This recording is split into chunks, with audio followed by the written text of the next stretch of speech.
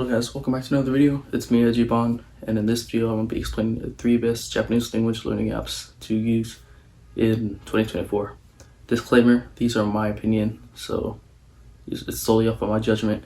So you guys, I might make a part 2 for other good language learning apps for Japanese, but yeah.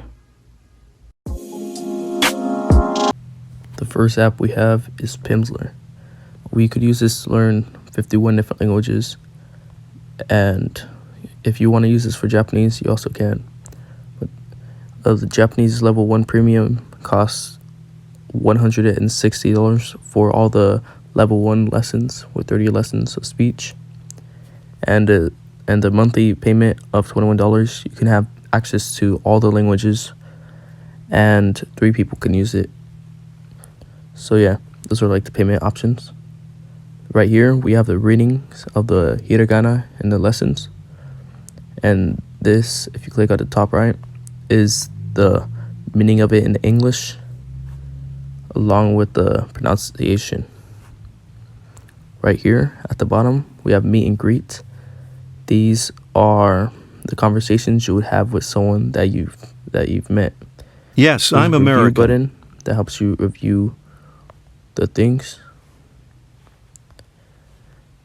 And yeah, right here we have survival skills. These are skills that you speak with getting around if you need them. Down here we have speak and understand. These are questions or responses. We have polite phrases, which is when you're meeting someone new and you need to maneuver or something. Journal phrases are things to direct the topic. Right here, we got practice. There's flashcards to master your vocabulary. With all these things, there's always going to be 30 options for the different lessons because there's 30 lessons. You could choose English and Japanese. Flip the card. わかります。わかります. You say got it. はい. はい。 And yeah, those are the flashcards. You could choose either the language you're learning or the other way around. Either skills, you could do these. Quick match, click, I'm American. and then you like match them with this. As for me, It's like a little quiz. The speed round, you choose movement alphabet, match it with the into speed to help you not stutter whenever you're speaking the language. I use this often as for me, to correct your pronunciation. Watashi wa. See, it says that was excellent, and you can slow down the 私は volume if you want to. Challenge. This checks what your memory. yes, I'm American. はい、アメリカ人です. See, it says I got 100% because I pronounced it right. You got enrich. These are like little conversations, grammar, language learning. These are just little like introductions into these categories. And we got profile. So this you can see your progress. I only have 3% done, and your streak with doing this. Overall, for speaking, for beginners, I give this app 10 out of 10. It's really helpful. The lessons are 30 minutes long, and they go over for a long time. This is what it sounds like. English, as you would in a sentence.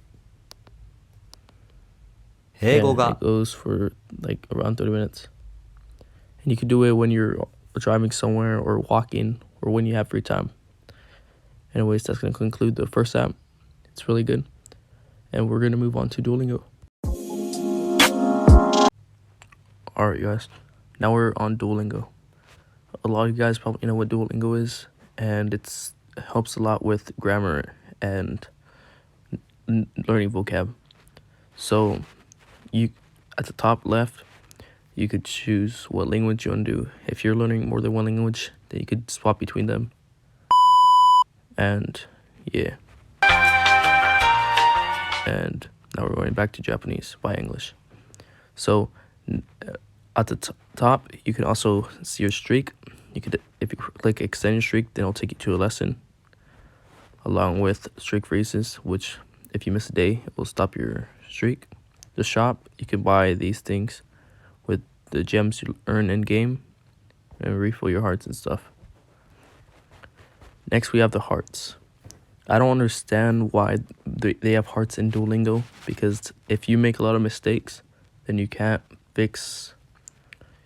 go back and redo the lessons, and you have to wait until your hearts refill up, which stops you from learning the language, which I think is really dumb. You have a notebook right here. This tells about phrases that you learn from this section, and the kanji and hiragana, along with key phrases you have when going around with pronunciation. And yeah, there's different units and sections, so you have to keep an eye out for that. You also have right here where it teaches you the alphabets. You could, since I already know hiragana, and this is another account, I don't have it all maxed out in katakana too. But kanji, you can also click right here. It will tell you how to do the stroke order, along with the meaning and where you will encounter it in different sections and units. And yeah, you could practice your kanji, the ones that you encounter throughout the units. You have your quests right here, which are just things that will encourage you to practice more. This is a Super Duolingo section. These are the benefits that you have with Super Duolingo, and these are the prices that they have. 1 month is $13, and these are the plans. All right, you have listening, which is a listening course for super mistakes. You could go over the mistakes that you have and gain XP to advance on the leaderboard. You got words. These are the words that you've had, all the words that you've learned. And you have stories. These are just stories that you read in Japanese. You also have the leaderboard, which encourages you to practice more and move up on the ranks. And then you have your profile. And yeah, this app, I'll give it, for grammar, I'll give it grammar, and vocab, I'll give it 7 out of 10.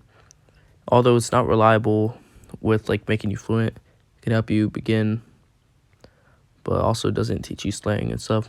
So yeah, it makes you seem like a robot sometimes. So that's gonna be it for this app. The next app we have is WaniKani.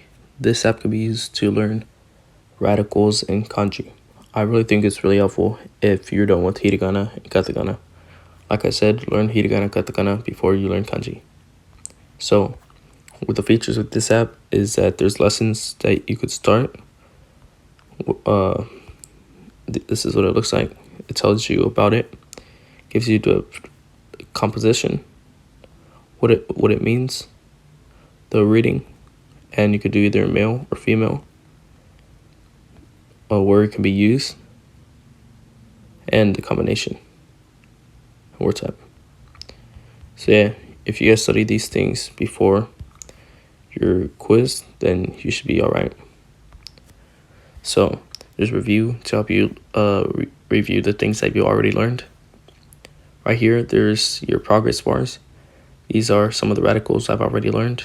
Radicals are parts of kanji that make them up, and sometimes they have meanings.